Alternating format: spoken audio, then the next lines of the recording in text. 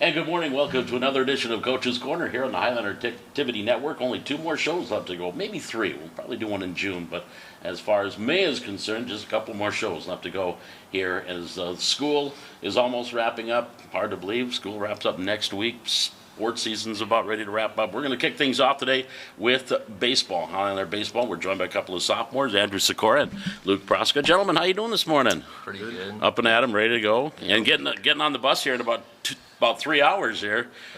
Game here today, a couple of games with Fargo Shanley, weather permitting, of course. Let's start off. Luke, we'll start with you in the last game out here against Fargo North. A 5-2 win over North High. I think I figured 113 pitches, but we had you down for.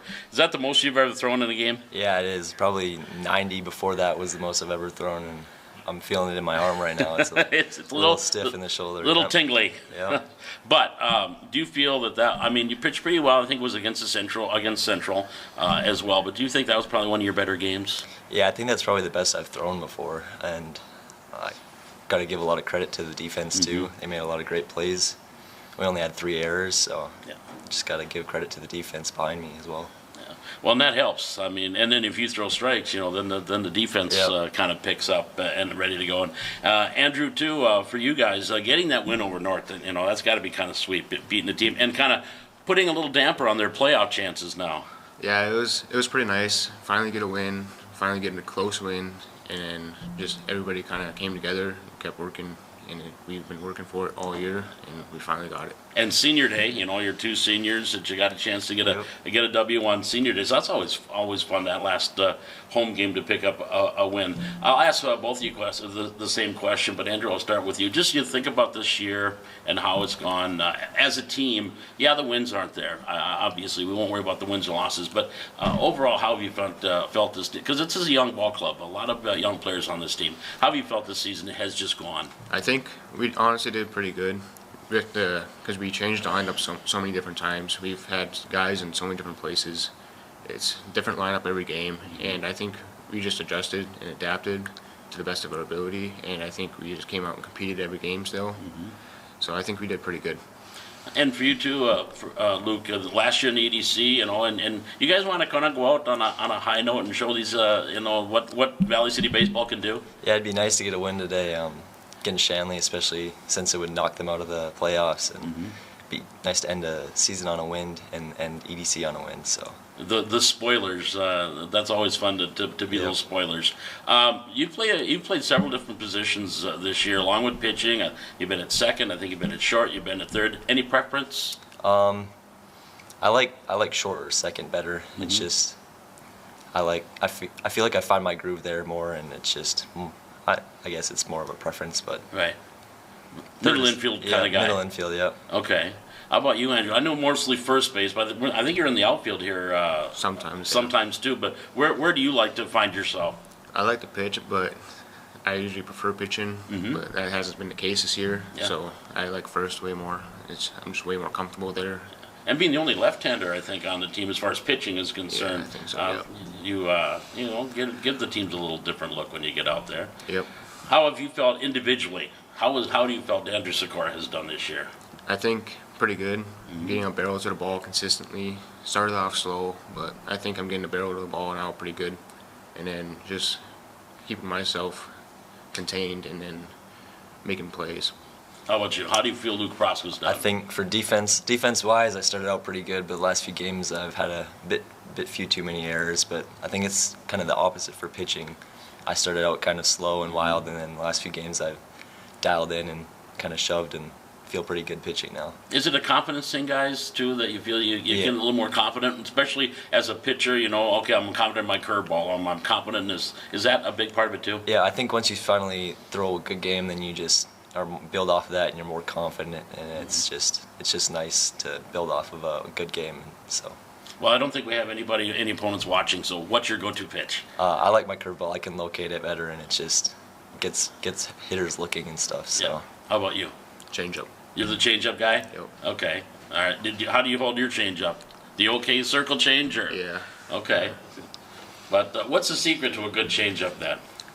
Just throw it like a fastball and get over top of it a little bit. we're getting all these pitching tips, just in case I want to, come back as a 60-year-old man, but I doubt that's going to happen. Today, Fargo-Shanley, a doubleheader. What would you guys like to do here? Andrew, I'll ask you first. What's kind of a goal you guys are going to set getting into these games today? I think we got to come out and compete, even though we start down, 8-1. Mm-hmm. We got to come out, just hit the ball, make plays, and just hope for it, keep working, get a win, hopefully. Luke, I think I'd like to have a good defensive game, like 3 errors or less for all of us on defense, because I think that's kind of been our weakness this year is too many errors. So I'd like to see good defense today. All right, well, if we get a win, knock the Deacons out of the playoffs and ruin their Thursday. That would be a great way to do this. So, well, gentlemen, again, thanks for joining us. Appreciate it, and good luck here today. Thank you. Yep, Appreciate thank it. you. Andrew Sikora, Luke Proska, a couple of sophomores here for Highlander Baseball. Back with more Coach's Corner here from the Hack on the Highlander Activity Network.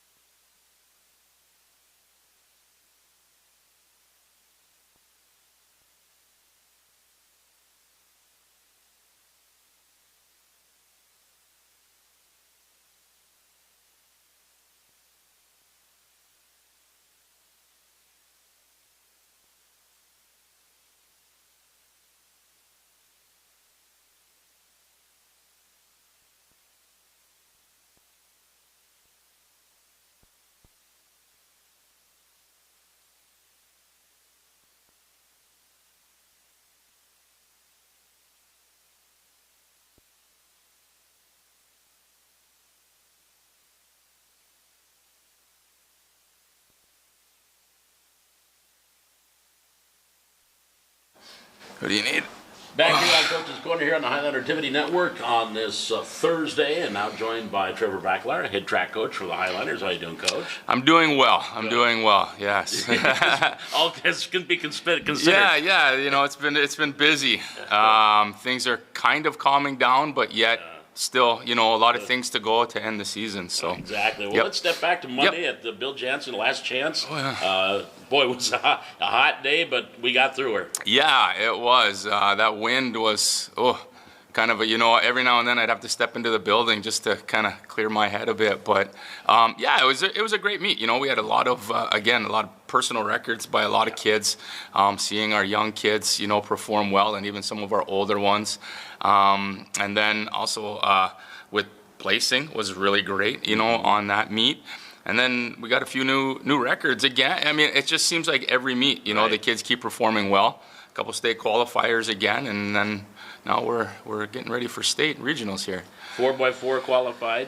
Katie Coca in the long jump qualified, if memory serves. Yep. And Jovi. And Jovi, that was a big one, because I know when she was sitting in that chair, she really wanted to and she did, what, I think a 118 or something like that is what she threw in the javelin. Yeah, you know, that's been her big goal this year, is to qualify. You know, she's a few years, you know, different sports. She's had a variety of things that she's tried and done well in them, but just never quite hit that mark. And so we really tailored back and just said, hey, let's focus on these couple of things, and hey, it happened. So she was pretty pumped. And she still has a shot at the discus. That's her other sport. I think she's about 8-9 feet away from that. Yeah.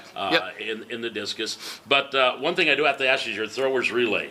I think the boys had a 50-point something, and the girls like it about a 59. But there's some guys doing well there. You know, they are. They ran pretty well. You know, and a few of them there used to be, way back in the day, used to run, right? Right. Until they grew up a little bit. But yeah, I was actually pretty impressed watching that. So it's unfortunate, you know, at that meet, because we're hosting. A lot of times I'm running around, I don't get to see a lot of things.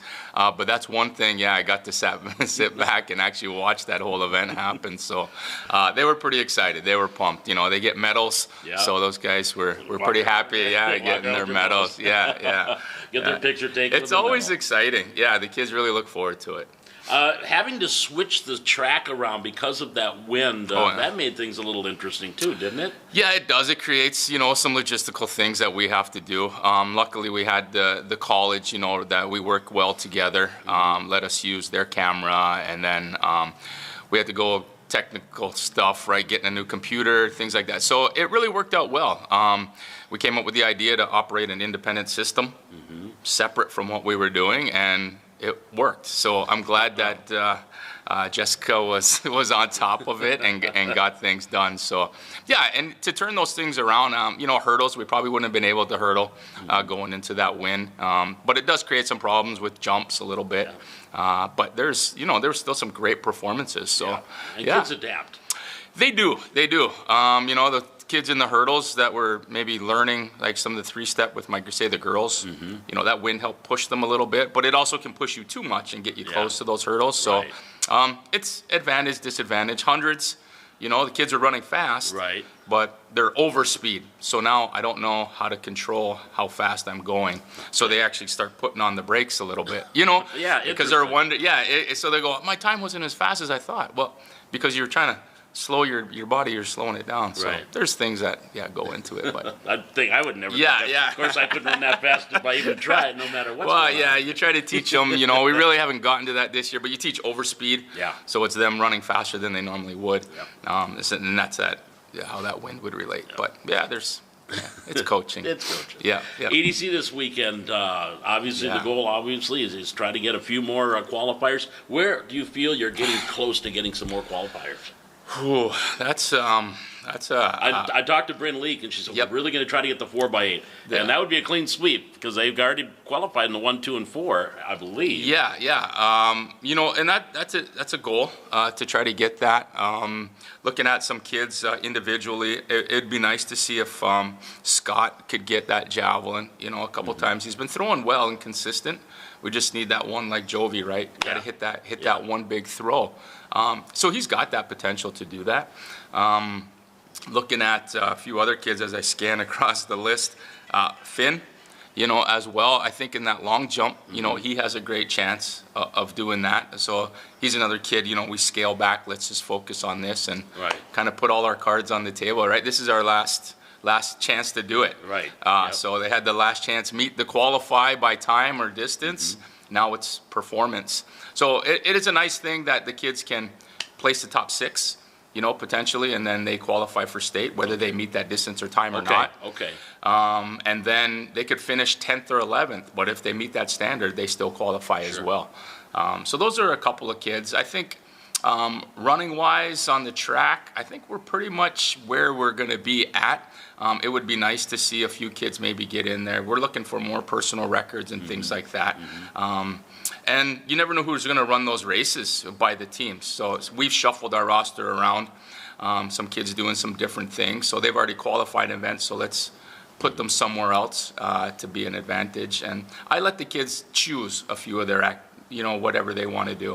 Right. It's their meet, right? So if they want to run these two, then we'll figure out something else for them. But yeah. You can only do 4 at state, correct? That's it. 4 is the magic number. Okay. So we have some kids with the multiple qualifications that we've had some conversations. What are we going to do? So we'll sit back after regionals. We'll look at the rankings, see where they fit. Do they have the potential to score here? Because now once you get to state, we're not really chasing times. We're not chasing now we're in competition. Yeah. Right. And so that's where we're chasing plaques, right? We want to be on the podium. Exactly. And so I tell those kids, don't worry about times and distance. All those things go out the window. Now it's just you got to compete. Yeah. And in the sprints, you got to qualify in the rounds, which can be tough. So you take Morgan, for example, or Katie with relays and sprints. So they're going to be busy. And if you make it to Saturday in those, Right. now it's boom, boom, boom, boom, boom. Right. So we'll see. We'll figure it out. Do you tell them, hey, you guys you're here. You made it to state. You've proven you belong here. Yeah. So just go out and do what you know what you can do. Yeah, it is. It's tough for some of the kids who haven't competed there before, just to take in that atmosphere. If you've been out there, there's a lot of people. Yeah. And just being down in that bowl and you're competing and looking around and seeing everybody. But for a lot of the kids, they perform well. And I think sometimes that gives them that little bit more of a push. Yeah. Everybody's watching, so it's not just over here or over there. It's everybody, and it's really on them because coaches can't be down there, on the track. So you can have coaches in the field events, off to the side or something like that, so they can talk. But coaches are pretty much down on the side. They're on their own. You become cheerleaders. You do. It's my chance to sit back and kind of just watch the meet. We can talk to them beforehand, but once they leave the camp area and head down there, it's really on them. But yeah, I don't know. I'm looking forward to it. Yeah. It's always a fun time. It's a great atmosphere, and for people that are kids that are going there for the first time, it's just a fun atmosphere to be around all of that. It is. It's such a great experience, and just to watch the kids from all over the state compete, and that's what I really enjoy. There's kids that we don't get to see, typically being in the East, that are in the West, and it's fun to watch, especially a lot of any level, Class A, Class B. It's pretty exciting because there's great athletes, everywhere. I would like to see. My push has always been, let's have one state meet and separate the winnings, right? Sure. So let's take our fastest kids and let's have them run Heat A for the final or Heat B for the final. The computer can separate the placings, right? But it'd be nice to see some of those kids actually compete against each other at state. Sure. So yeah, I think it would push them. You bring that to the board and we'll talk about it. I've tried. Yeah. You push that, but it's just not working. No, they're not doing it. They're not listening to you. No. All right. Well, Coach, appreciate it. It's always fun. And hey, EDC in Fargo. Yes, at NDSU. At NDSU this weekend, and then, of course, in Bismarck at the Community Bowl next week. And hopefully on Monday I get another email that's got about 3 or 4 more state qualifiers. That would be nice. That would be nice. So we have a big write-up of who all's going to state. Yeah, Get a good absolutely. group picture there. Yeah, for sure. All right. Thanks, Okay. Coach. Appreciate it. Thank you. You bet. Coach Trevor Bacalar joining us from Highlander Track and Field. We're back with more Coach's Corner here from the Hack on the Highlander Activity Network.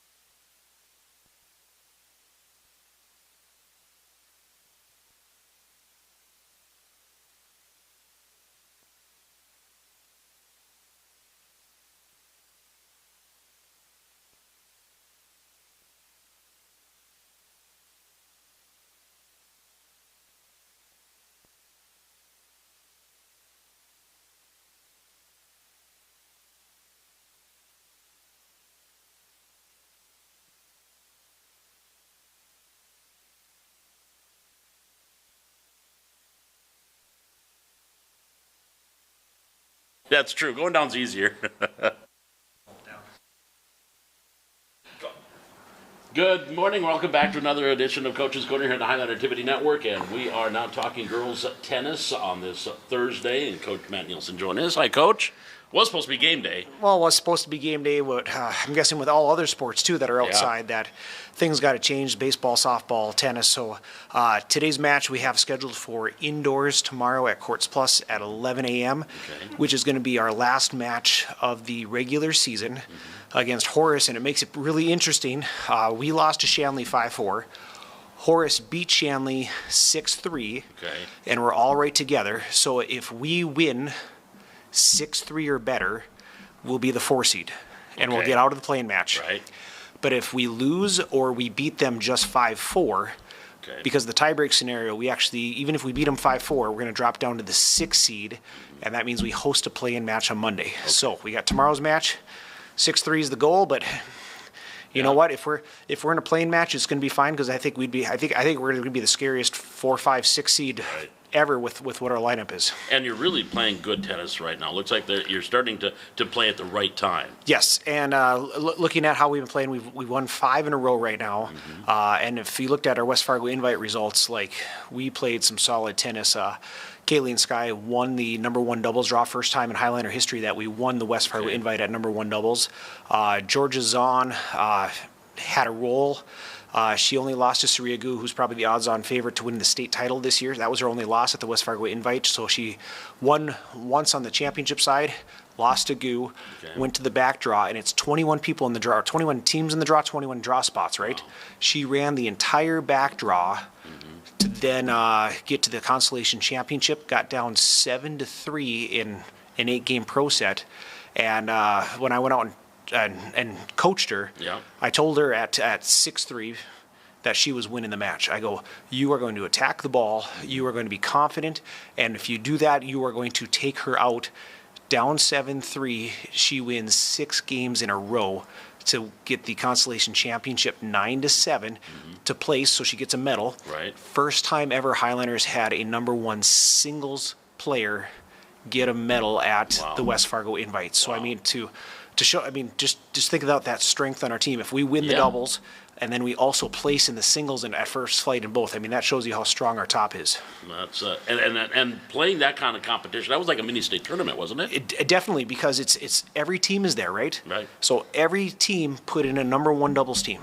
Every team put in a number 1 singles player. Yes, and it's just like the state tournament, because in the state tournament, you can't play singles and doubles. Okay. You only can play singles or doubles in the individual tournament. Sure. Well, that's like the West Fargo Invite. You can play one or the other. You can't play both. So yes, it would be like a mini state tournament. So it's a preview of hopefully what to come. And before you went there, you had Dickinson and Mandan that came to town on Friday and picked up a couple of wins there. Yep, a couple non-conference wins, and Dickinson last year we beat them in a super tiebreak in the last match out. This year, super tiebreak, last match out. This time it was Chloe Liebersbach. She won that. She's at 3 singles, super tiebreak 2-2. And she was able to play looser, and she was able to play more consistent, and she won that match, so we beat Dickinson 3-2. And then against Mandan, we thought, you know what? Mandan lost their big gun from last year. We said we're going to go 1-2-3. So we're going to roll out Sky, Georgia, Kaylee, and we're going to beat them there, and we did. So we beat them at 1-2-3 singles, and then dropped the doubles. But yep, we got 2 non-conference wins on Friday. You mentioned Chloe, but you look at like your team with Chloe and Ryland, Cambry, Lexi. Obviously, people know Kaylee and Sky and Georgia, but your 4, 5, 6, 7, 8 players, they're just as important as 1, 2, and 3. Yep. So if you look at it, like if we are going to like make a crazy run, we're going to have to pick up a win somewhere else. Like Kaylee, Sky, Georgia could win at 1-2-3 in a 3-2 lineup, but like against Davies, Tanis is a really good player up top, beat Sky in the regular season. If you look at, if we have to play Cheyenne's got Goo up top. Like it'd be dumb of me as a coach to be like, hey, we're gonna win that one. No, we gotta figure out a way. Okay, so we're probably gonna lose one no matter who we put there. Right. I mean, we could have a huge upset, but you got to think as a coach, you're gonna lose one. How are we gonna get 2 other matches? Well. Okay. The other 2, Kaylee, Sky, Georgia, the other 2 could only account for 2 of them. So you're right. Like the other girls, we need to have a win somewhere. And they're improving a lot. Yesterday, I worked with the top 3 on finishing off points, and trying to keep neutral instead of going defensive is what I worked with them yesterday, so that way we can control points. But then Coach Susan worked with the other 4 varsity players, Rylan, Lexi, Chloe, and Sarah. And the big thing was footwork, attack point, keep the ball in play. A lot of times in North Dakota tennis, boys or girls, if you're playing 4, 5, 6, a lot of times it comes down to is who can play better defense and keep the ball in one more time. So if your opponent hits a great shot, can you get it back into play? If you can do that a couple times, you're probably going to win the point. So that's what we're working on is, hey, ball in play wins points. And in 2021, when we basically had a brand new team, we ended up state qualifying that year in 2021, even with a brand new team, because they all bought into you keep the ball in play. Now, matches went 5 hours long because we just sat there and hit the ball back and forth. But step one of winning tennis is keep the ball in play, and that's what we're really stressing to 4, 5, 6 singles, and then Rylan and doubles. And we're looking at a new doubles lineup tomorrow. We're going to keep Kayleen Sky at 1, but looking at it, we're going to go put Rylan with Sarah Byerly at 3. Because that might be a 3-2 lineup that we want. Is it to see if so Sarah and Rylan might be a doubles team we want in a 3-2 lineup. So I said, you know what, we need to do that.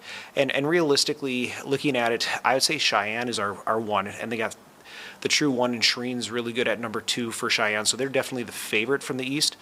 But 2, 3, 4, 5, 6. It doesn't matter where you are. So it doesn't matter for the 6 seed, doesn't matter for the 4 seed, 3 seed, 2 seed. Like there's going to be, all those teams have a shot. So we're going to be at least the 6, and it'll be fine. We're gonna roll. And you mentioned Horace being a new EDC team, but they're 7-4, I think, overall, and they're right there in the middle of the pack, as you mentioned, as a team. Did they get anybody from one of the other 2 schools that kind of came over? No. So Cheyenne, when Cheyenne split. Okay. So Cheyenne and Horace up until. So last year was the last year that Cheyenne and Horace were combined for the tennis team. Okay. So every other sport split besides tennis. Horace and Cheyenne have not, but this year they split, and the kids didn't have an option. If you went to Horace, you play for Horace. So Alyssa Sommerfeld was a state champ with Shereen Durrani last year in doubles. She's playing Horace's number 1. So it did split. So that's why you're like, how can a brand new team already be a 4 or 5 seed? Like how does that work? Well, it's because Cheyenne was pretty dang good last year, and when you split the team up, you got a couple of horses in there. Sure, they probably would have been starters anywhere else. Yep. and now they are. And now they are starters at Horace. At their own school. They're representing their school. As you put these lineups together and get ready, now you still you're thinking regional? Are you kind of putting lineups together like you did maybe at the West Fargo invite? This may be a regional type lineup. Yep. So the Horace match, we are going to put out some players just to see if that's going to be a good doubles mix up. But it's come the region tournament in a 3-2 lineup, which is next Thursday. So I probably won't be here next Thursday. Okay.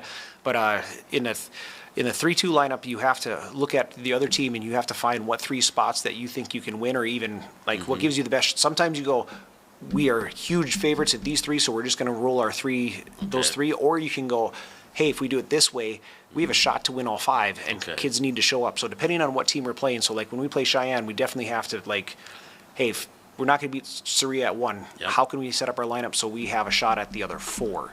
Like that would be our thing. But like against some other teams, Sky's just better at 1, Georgia's just better at 2, Keely's just better at 3. If that's true, we might just roll 1, 2, 3 and say, you know what, doubles teams, you guys aren't favored, so you guys just play loose, and if you get a win, great. If not, we'll be okay. It'll be okay. We'll be fine. All right. Well, if we knowing that we probably won't have you next week, we'll have you in June when we get back after a state tournament. Yep. Hopefully. And get a few qualifiers there, and have that special edition in June talking state tennis. Perfect. Appreciate it, Matt. Thank you. Thank you. Yeah, Coach Matt Nielsen joining us, and again, their match is tomorrow that they're supposed to play today. Tomorrow, Courts Plus 11 a.m. At 11 a.m. against West Fargo Horace. Yes. In Fargo. So you're going to have to travel to go watch the Highlanders wrap up the regular season. We'll be back and wrap up this edition of Coach's Corner coming up here on the Hack, or from the Hack.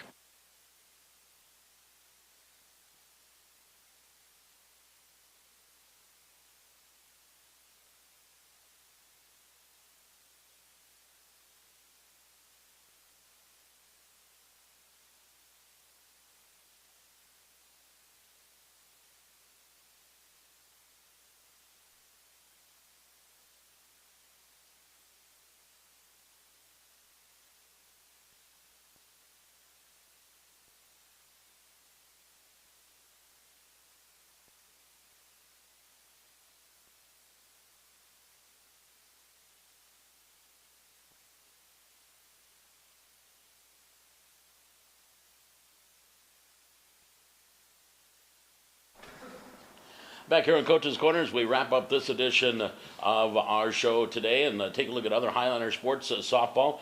They are now done for the regular season as they wrapped up yesterday. They were supposed to play today against West Fargo, but due to the pending showers, they moved that game to yesterday.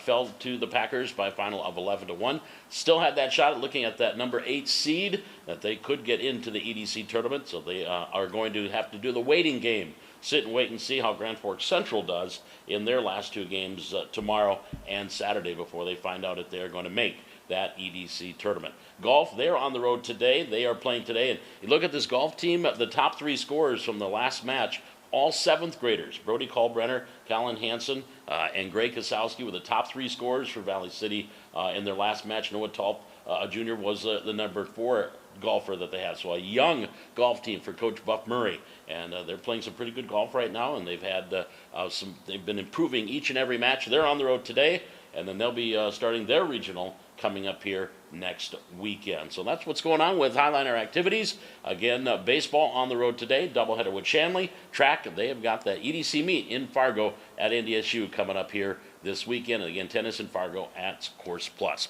I want to thank our guests today, Andrew Sikora and Luke Proska from Highlander Baseball, and head coach Trevor Bacalar and head coach Matt Nielsen from track and tennis. And of course, as usual, Brian Krewald, our cameraman, executive director, and producer today. And don't forget, with that referendum's 26 days away, head to highliners.org, click on that referendum tab, and get all the information that you need to be an informed voter coming up on June 10th. We'll be back with our final, second to last Coach's Corner next Thursday here on the Highlander Activity Network.